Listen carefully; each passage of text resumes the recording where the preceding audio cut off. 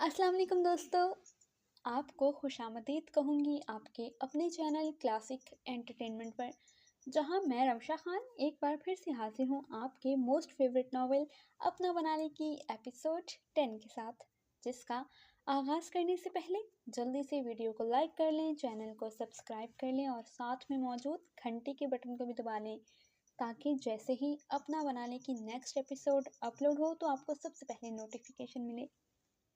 तो जनाब, आज की एपिसोड का आगाज़ करते हैं और देखते हैं कि आज यूसुफ अनाविया को लेकर कहाँ जा रहा है। अपना बना ले, written by Seema Shahid, episode 10। Yusuf की हमराही में वो उस लकड़ी के केबन से बाहर निकल आई थी। चारों तरफ घने ऊंचे दरख्त, ज़मीन पर बेशुमार गिरे हुए पत्ते और दरख्तों की ओट से छन छन कर आती हुई धूप। यूसुफ आगे चल रहा था और अनाविया उसकी हिदायत पर उसे 2 कदम पीछे एहतियात से उसके कदमों के निशान पर अपने कदम रखती हुई आगे बढ़ रही थी। तुम बहुत अच्छे और हैंडसम हो, अनाविया ने आगे जाते हुए यूसुफ के दराज कद और चौड़े शानों को देखते हुए सोचा।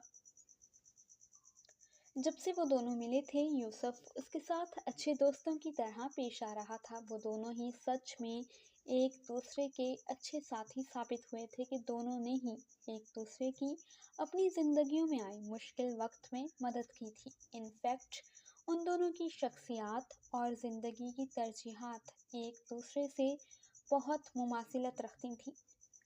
मगर अनाविया ने यूसुफ की पुश्त को देखा। इतनी मुमासिलत तो सोलमेट्स में होती है। ये मैं क्या उल्टा सीधा सोच रही हूँ। मैं अभी एक जहरीले रिलेशन से जान छुड़ा कर भाग कर आई हूँ। शायद इसीलिए मुझे ये सब अच्छा लग रहा है। पर क्या पुराने रिलेशनशिप को भूलने और आगे बढ़ने के लिए दोबारा किसी नए चक्कर में पड़ना दुरुस्त होगा? मैं पागल हो गई हूँ क्या जो ये सब सोच रही हूँ? अनाविया ने खुद को घुरता और तेजी से आगे कदम बढ़ाए। इस ऊंचे नीचे रास्ते पर बहुत खामोशी थी। बस उनके पैरों में आने वाले पत्तों की चरचराहट सुनाई दे रही थी। यूसुफ ने अपने कदमों की रफ्तार धीमी कर दी थी कि वो नोट कर रहा था कि अनाविया तेज नहीं चल पा रही थी। आगे जाकर कुछ दरख्तों की शाखें नीचे की तरफ झुकी हुई थी, तो यूसुफ ने उन्हें ऊपर करके अनाविया को गुजरने का इशारा किया। वो यूसुफ के मजबूत हसार के नीचे चल रही थी। वो अपने बाजुओं से शाखें ऊंची कर रहा था ताकि अनाविया को कोई खरोच ना लगे। चलते चलते अचानक से वो चिल्लाई, हाय अल्लाह! वो तेज़ी से भागने के लिए पलटी थी, पर यूसुफ ने उसे तेज़ी से पकड़कर अपने साथ लगाते हुए पीछे किया था। आवाज़ मत निकालना। यूसुफ ने अनाविया के होंठों पर उंगली रखकर बड़े चौकन्ना अंदाज में उसे चुप कराया था। ये अनाविया ने फटी फटी आंखों से सामने से गुजरते मोटे से बारासिंगा को देखा। उसकी तो सांसें ही रुक गई थीं। दुबई में हाइकिंग के लिए स्पेशल मसनूई ट्रेल बनाए गए थे और ये तो असली जंगल था। वो जा चुका है, चलो अब। यूसुफ ने उसके सर्द सहमे हुए वजूद को अपने हसार से आज़ाद किया। अगर आगे जाकर दोबारा मिल गया तो? अनाविया ने ठठक कर बिना कदम उठाए सवाल किया। वो एक कदम भी आगे नहीं बढ़ी थी। ज़रूरी तो नहीं कि हमें आगे बारासिंगा ही दोबारा मिले। तुम आगे तो चलो, क्या पता इस बार हमें कोई खतरनाक भेड़िया मिल जाए। यूसुफ ने संजीदगी से उसे छेड़ा। अल्लाह न करे, अनाविया ने जल्दी से कहा तो वो मुस्कुरा दिया। मरने से डरती हो? उसने दिलचस्पी से सामने खड़ी लड़की को देखा। डरती तो नहीं, मगर मैं इतनी जल्दी मरना नहीं चाहती। अभी तो मैंने बहुत कुछ देखना है, शादी करनी है और मेरे 4 बच्चे, उनका क्या होगा? वो बड़बड़ाई तो यूसुफ के चेहरे पर भरपूर मुस्कुराहट उभरी थी कि वो उसकी बड़बड़ाहट से बआसानी मुस्तफ़ीद हुआ था। बेफिक्र हो, तुम्हारे चारों बच्चों को भी ان کی چھٹیوں میں ادھر ضرور لایا کروں گا۔ اتنی جلدی تم نہیں مرنے والی، اس لیے اب آگے بڑھو۔ یوسف 2 قدم پیچھے آیا، انافیہ کا ہاتھ پکڑا اور اسے اپنے ساتھ لے کر آگے بڑھنے لگا۔ ویسے بچے 4 ہوں گے یہ تم نے سوچ رکھا ہے، تو پھر تو ان کے نام بھی سوچے ہوئے ہوں گے۔ یوسف نے آگے چلتے ہوئے اسے دوستانہ انداز میں چھیڑا۔ اریب، آریان، عارف اور ایان، انافیہ نے شرماتے ہوئے بتایا۔ یہ تو سارے لڑکوں کے نام ہیں، یوسف نے اسے ٹوکا۔ ہاں تو 4 لڑکے ہوں گے نا، میرے اپنے 4 کیوٹ موٹے موٹے گول مٹول بچے جو میرے ساتھ مل کر چاکلیٹ کھایا کریں گے۔ وہ اپنی آنکھیں بند کیے بچوں کا تصور کرتی ہوئی بولی۔ صبح تو تم نے کہا تھا کہ 2 لڑکے اور 2 لڑکیاں، تو اب 2 لڑکیوں والے پلان کا کیا ہوا؟ یوسف نے سنجیدگی سے رکتے ہوئے اسے دیکھ کر سوال کیا۔ لڑکیوں کی بہت بڑی ذمہ داری ہوتی ہے اور نخرے بھی بہت ہوتے ہیں، اس لیے لڑکے ہی بہتر ہیں۔ وہ تو اس سے ایسے بات کر رہی تھی جیسے وہ بچپن کے دوست ہوں۔ نخرے تو تمہارے بھی کم نہیں ہیں، یوسف نے چوٹ کی اور پھر سے اس کا ہاتھ تھام کر آگے چلنے لگا۔ ہاں نا، آپ سوچیں ذرا، جب میرے اتنے نخرے ہیں تو میری بیٹیوں کے کتنے ہوں گے؟ اس لیے بیٹیوں کا پلان ڈراپ، اب بس بیٹے ہوں گے میرے، اور میں انہیں پیٹرولیم انجینئر بناؤں گی۔ انافیہ نے جواب دیا۔ تمہیں آج پتہ چلا کہ تمہارے بھی نخرے ہیں، پہلے نہیں سوچا تھا؟ یوسف نے اسے گھورا۔ پہلے کبھی برتن نہیں دھونے پڑے تھے، نہ کام کرنا پڑا تھا، یہ تو اب پتہ چلا ہے نا جب آپ نے مجھ سے کام کروایا۔ وہ چلتے چلتے بات کر رہی تھی۔ اچھا تم ایسا کرو، 4 بیٹے کر لو، مگر ساتھ میں 2 کیوٹ سے تمہاری جیسی سنہری بالوں پھولے پھولے سرخ گالوں والی 2 باربی ڈالز بھی اپنے بچوں کی لسٹ میں ایڈ کر لو۔ وہ سکون سے بولتا ہوا اسے ساتھ لیے اس ٹریل کے اختتام پر آ گیا تھا جہاں یہ سرنگ نما راستہ کھل رہا تھا۔ واو، سبحان اللہ! انافیہ کے منہ سے سامنے کا نظارہ دیکھتے ہی بے ساختہ نکلا تھا۔ وہ اس وقت بلند و بالا پہاڑ کی چوٹی پر تھے اور سامنے دور دور تک سمندر کا پھیلا ہوا پانی اور اس پر بنتے قوس و قزح کے سارے رنگ نظر آ رہے تھے۔ یہ جگہ اتنی اونچی تھی کہ ایسا لگ رہا تھا جیسے بادل انہیں چھو کر گزر رہے ہوں۔ یوسف نے انافیہ کا ہاتھ چھوڑا اور سامنے پڑے لکڑی کے بڑے سے تختے کو ایک پتھر پر رکھ کر بینچ سی بنا کر اس پر بیٹھ گیا۔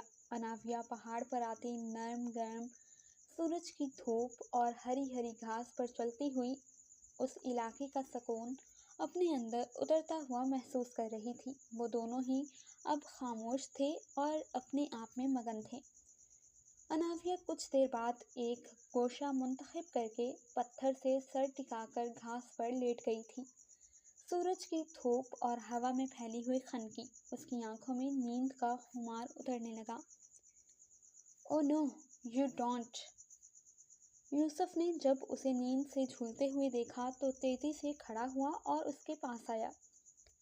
اینی، لیزی گرل، اٹھو! ابھی ہمیں کافی لمبا سفر طے کر کے واپس بھی جانا ہے، اور اگر تم سو گئی تو مجھے تمہیں گود میں اٹھا کر لے جانا پڑے گا۔ اٹھا لینا، وہ زور سے جمائی لیتی ہوئی بولی تو یوسف نے اسے گھورا۔ میری کمر پہلے ہی بہت درد کر رہی ہے، اس لیے یہ ممکن نہیں۔ تم اٹھو، میں تمہیں انرجی بار دیتا ہوں، اسے کھا کر تمہیں توانائی ملے گی اور نیند بھاگ جائے گی۔ شاباش، اٹھو! یوسف نے اس کا ہاتھ پکڑ کر اسے کھینچ کر بٹھایا، پھر اپنی جیب سے 2 کلف بار نکالی جو چاکلیٹ کی شکل میں ریڈ بل انرجی ڈرنک سے بھی زیادہ اسٹرانگ تھیں۔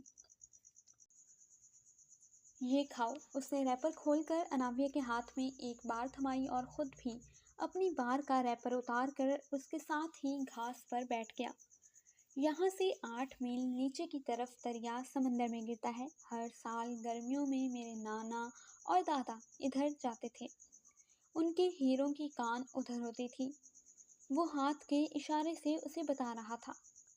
آپ کے نانا اور دادا دونوں ایک دوسرے کو جانتے تھے؟ یوسف کی بات سن کر اناویہ نے دلچسپی سے سوال کیا۔ ہاں، وہ دونوں اچھے دوست تھے۔ محمد دمائر میرے نانا اور مصطفیٰ سفیر دادا آپس میں بہت اچھے دوست اور بزنس پارٹنر تھے۔ انہوں نے مل کر اپنے نام ملا کر دی ماسفر مائننگ کمپنی بنائی تھی کوئی 50 سال پہلے، اور کئی ترک مردوں کو انہوں نے کام دیا، کئی گاؤں اور شہر بسائے۔ وہ فخریہ انداز میں اپنے بزرگوں کا ذکر کر رہا تھا۔ کچی نیند کا خمار آنکھوں میں بھرے وہ اس کی بات سنتے سنتے اپنا سر اس کی شانی پر رکھ چکی تھی۔ لیزی گرل، سونا نہیں ہے۔ یوسف نے اس کے بالوں میں انگلیاں پھیرتے ہوئے اسے ٹوکا۔ تم مجھے اپنے نانا دادا کے بارے میں بتاؤ، میں سن رہی ہوں۔ وہ آنکھیں موندے موندے بولی۔ وہ دونوں ہی بہت بہترین انسان تھے۔ مجھے یاد ہے وہ دن جب وہ مجھے کہانیاں سنایا کرتے تھے۔ گھڑ سواری، تیراکی، شکار کرنا، یہ سب بچپن میں ہی ان دونوں نے مجھے سکھا دیا تھا۔ اور ان کی ایک بات جس سے میں آج تک امپریس ہوں وہ تھی ان کی دوستی، جو مرتے دم تک قائم رہی تھی۔ اور تم نے اندازہ لگا ہی لیا ہوگا کہ محمد میری مدر کے باپ تھے اور مصطفیٰ میرے ڈیڈی کے فادر تھے، اور ممی ڈیڈی کے انتقال کے بعد مجھے ان دونوں نے ہی سنبھالا تھا۔ اور پھر جب نانا کے بعد میرے دادا کا بھی انتقال ہوا تو اپنی دادی کو دکھی اداس دیکھنا، انہیں سنبھالنا میرے لیے بہت مشکل تھا۔ وہ دادا سے بہت پیار کرتی تھی، ان کے درمیان میاں بیوی سے بھی بہت آگے کا رشتہ تھا۔ وہ دونوں بہت اچھے دوست تھے۔ وہ اس کے نرم سنہری بالوں میں انگلیاں پھیرتے ہوئے بات کر رہا تھا۔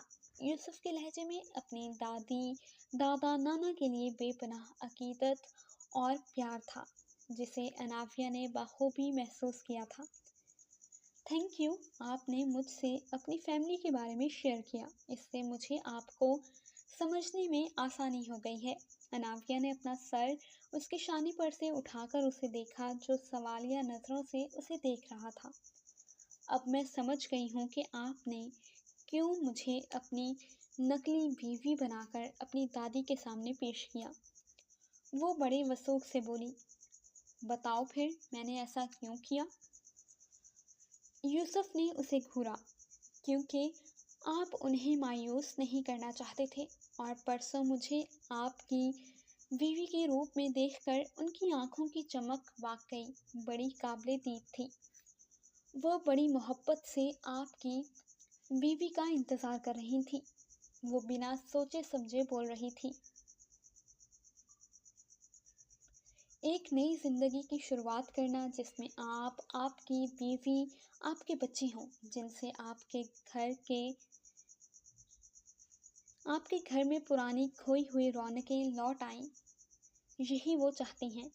وہ بات کر رہی تھی جب یوسف کھڑا ہوا اور اس نے اناویہ کا ہاتھ بڑھا کر اسے کھینچ کر اپنے مقابل کھڑا کرتے ہوئے اس کی آنکھوں میں جھانکا۔ اس کے چہرے پر ایک طنزیہ مسکراہٹ تھی۔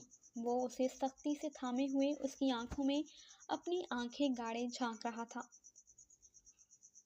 اگر تم یہ سب نیہر کو ذہن میں رکھ کر کہہ رہی ہو تو وہ ہرگز بھی ایک محبت کرنے والی بیوی اور مخلص ماں بن ہی نہیں سکتی، کبھی بھی نہیں بن سکتی۔ وہ غصے سے بولا۔ کوئی بے وقوف احمق ہی ہوگا جو یہ سوچے گا کہ وہ سپر ماڈل نیہر اپنے سے بڑھ کر کسی اور کو، چاہے اس کا شوہر یا اولاد ہی کیوں نہ ہو، اس کا خیال رکھ سکتی ہے۔ یوسف کی بھوری آنکھیں غصے سے سرخ پڑ گئی تھیں، ماتھے پر ہلکے ہلکے سے بال بکھر گئے تھے، چوڑی پیشانی پر بل پڑ گئے تھے۔ اناویہ نے حیرت سے اسے دیکھتے ہوئے اس کے ماتھے کے بلوں پر ہاتھ رکھا۔ اس کی سمجھ نہیں آ رہا تھا کہ آخر یوسف کو کیا بات پریشان کر رہی تھی۔ کیا یوسف نے نیہر کو اپنی بیوی بنا لیا تھا، یا اسے اپنی بیوی بنانے کا صرف سوچا تھا؟ اور ایسا کیا ہوا کہ وہ بنا اپنی وائف کے واپس گھر آیا تھا، جبکہ یہاں اس کے ریسیپشن کی پوری تیاری مکمل تھی؟ وہ غائب دماغی سے اس کے چہرے کو چھوتی ہوئی سوچ رہی تھی۔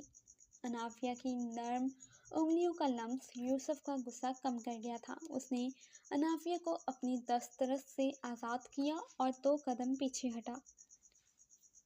جن چیزوں کے بارے میں علم نہ ہو ان کے بارے میں ریمارک نہیں دیا کرتے، مس انافیہ ہاشم سلطان، وہ سرد لہجے میں بولی۔ یوسف کا سرد انداز دیکھ کر انافیہ فریز ہو گئی تھی۔ کچھ لمحوں کی خاموشی کے بعد یوسف نے ایک نظر ساکت کھڑی انافیہ کو دیکھ کر سر جھٹکا۔ "آئی ایم سوری اینی"، اس نے انافیہ کا ہاتھ تھام کر اسے نرمی سے دباتے ہوئے معذرت کی۔ "مجھے نہیں علم، اچانک سے میرے دماغ کو کیا ہو گیا تھا، مجھے تم سے اس طرح بات نہیں کرنی چاہیے تھی"، یوسف نے صفائی پیش کی۔ "میں معذرت خواہ ہوں، مجھے آپ کے پرسنلز میں انٹرفیئر نہیں کرنا چاہیے تھا، آئندہ ایسا نہیں ہوگا"، وہ نرمی سے بول کر واپسی کے لیے پلٹی، پھر رکی اور ساکت کھڑے یوسف کو دیکھا۔ دوپہر ڈھل رہی ہے اور یقیناً یہاں شام کو بھیڑیے وغیرہ شکار کو نکلتے ہوں گے، اس لیے ہمیں واپس چلنا چاہیے، وہ نرمی سے بولی تو اس بات میں سر ہلا کر یوسف اسے ساتھ لیے واپسی کے راستے پر گامزن ہو گیا تھا۔ جاری ہے۔ جی تو ریڈرز، ہوپ سو آپ کو آج کی ایپیسوڈ بھی بہت زیادہ پسند آئے گی، اور آپ کو کیا لگتا ہے کہ اب آگے کیا ہوگا؟ کیا انافیہ اور یوسف کا سفر یہیں تک تھا؟ کیا انافیہ یوسف سے ناراض ہو کر واپس چلی جائے گی یا نہیں؟ اور کیا ہوگا انافیہ اور اس کے 4 بلکہ نہیں 6 بچوں کا؟ یہ سب جاننے کے لیے آپ کو جڑا رہنا پڑے گا ہمارے ساتھ۔